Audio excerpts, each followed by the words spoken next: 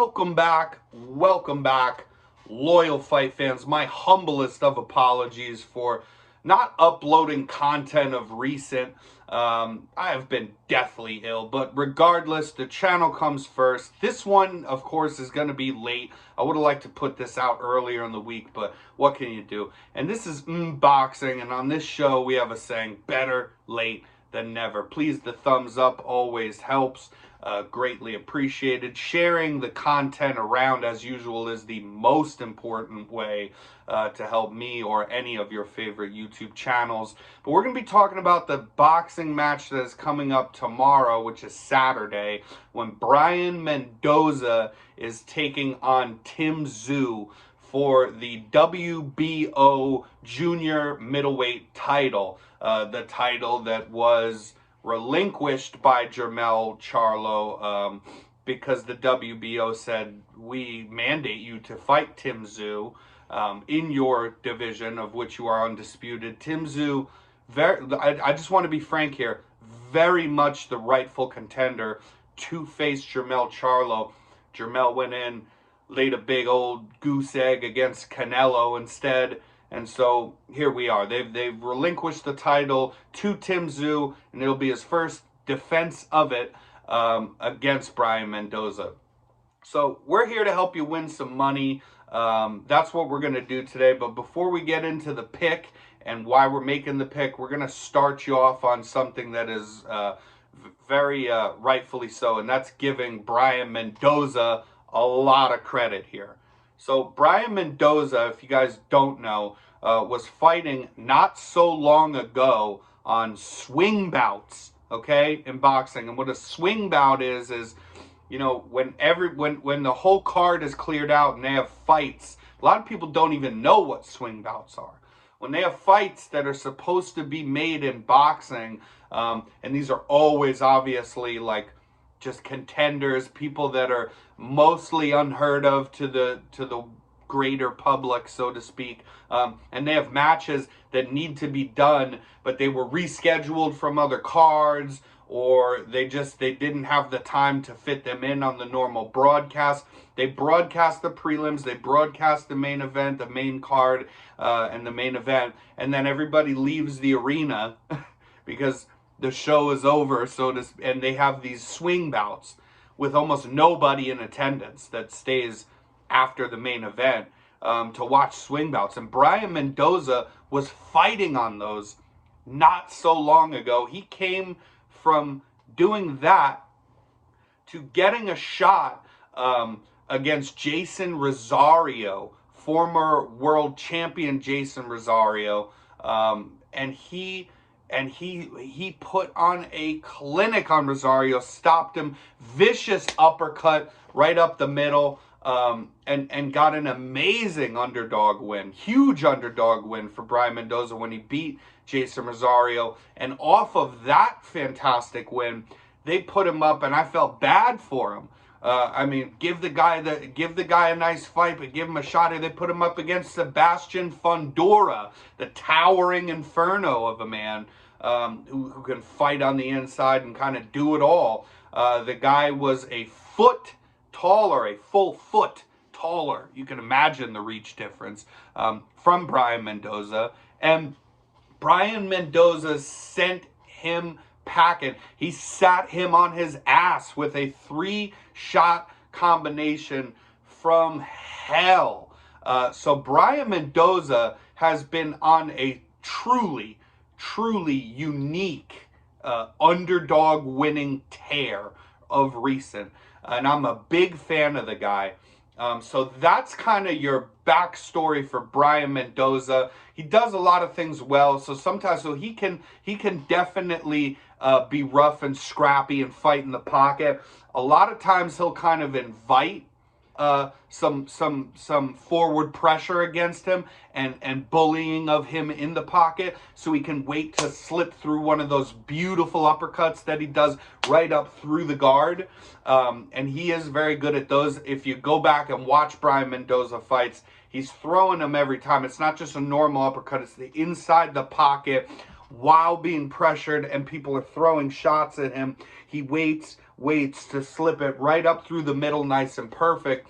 That is probably his best punch as well, studying some Brian Mendoza fights. But in general, he has a very good chin on him as well. So I do want to mention that. He has a good chin. He has taken some clean shots before. But you know what? Before this underdog tear, he did have a loss to Jesus Ramos Jr. And Ramos kind of just schooled him, to be honest. And this is when we talk about style matchups. So Ramos, pressure heavy, but picking his shots well and not being sloppy. And that is a style, pressuring in, constant forward pressure, but not constantly throwing shots where you can get caught in between. A very calculated, pressure-heavy style was a lot for Brian Mendoza to deal with in that Ramos fight. And that's something that I see happening similar here, facing Tszyu, a heavy pressure bully style fighter that is very well selective about his shots that he's throwing. A smart fighter who won't so easily be countered because he's not sloppy, but he never relents in the pressure that he's putting on, the forward pressure, the chasing you down, the being in your face, and selecting shots here and there when they're available, but not just throwing to be a bully in that kind of sense, if that makes any sense. We've seen this style give Mendoza problems before in the Ramos fight, is what I'm saying. And Tszyu, I think, is just a better version. We're going to see a better version of what Ramos did to win that fight over Mendoza, when Tszyu inevitably, I think, walks Mendoza down the entire time. Brian Mendoza with the good chin, with some decent counter punching, probably hangs in there a while, maybe even steals a couple of rounds here. But I think that the absolute pressure and the power punching, because Tszyu really does pack a punch as well, man. So this is a naturally hard, very hard-hitting junior middleweight in Tszyu, who will apply that forward pressure the entire fight through without relenting. And I do think that not only does Tszyu win this fight, but that we get a stoppage, is where I was going. Because Tszyu, if you look on DraftKings, he's about he was a minus 600 the other day. I believe, I just checked earlier today, I believe he's a minus 650 favorite now, which isn't outstanding as far as odds go in boxing. So it shows that the fight could be competitive. I think that the lines could have been even heavier for Tszyu as a favorite to win in general. But then when you look at Tszyu to win by stoppage in your props, you're getting them at a minus 165 is all. To win by stoppage, KO, TKO, anything goes, as long as he wins by stoppage. And that's the bet that I'm going to have you guys place. If you'd like to try to win some money, that is what I'm doing. If you parlay that with a Keyshawn Davis win, and you parlay that with like a Richard Torres, like a minus 4,000, but you get him by stoppage, which is only about a minus 1,000. You parlay those together, maybe throw in a Janabek win in there as well, with this pick of Tszyu by stoppage.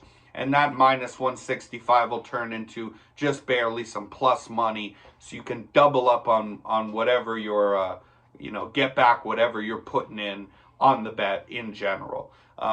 That's going to be what I'm going to do this weekend, and I can't wait to see it. What I do besides the betting lines here, now that we're past that, what I do want to see in this fight is the progression of Tszyu. This is a very good opponent for him. So I'm glad that they put this fight together, since he couldn't get Charlo, since he does have one of the belts, wants to defend them. Eventually, we absolutely want to see Tszyu versus Jermell Charlo. And, I mean, that is just, the more that I watch Tszyu, like Tszyu coming off of that Tony Harrison win was very impressive. That looked like a Tszyu that shifted me from Jermell obviously wins this fight to, I don't know anymore. Maybe that's 50-50. After the Tony Harrison win, he looked really good in that fight, really sharp against a very good fighter. And don't be mistaken, because Harrison's a little bit older and had his best days behind him. He's not far removed from that, and he's still an incredibly great boxer who did some good things earlier in the fight as well. But yeah, that Tszyu win was super, super impressive. And I want to see what he looks like here to kind of get, more importantly, like a gauge of where we should be thinking he is relative to a possible win over Jermell Charlo. So yeah, it'll be a fantastic fight. And I hope you guys tune in for it. I hope you guys take the bet to win some money. Let's all cross our fingers, and I think that we can pull this thing off. And for the last time, I do apologize about the content not being uploaded as frequently as it was. We will be getting back to that. And you know I always appreciate all you loyal fight fans out there. So until next time, stay loyal.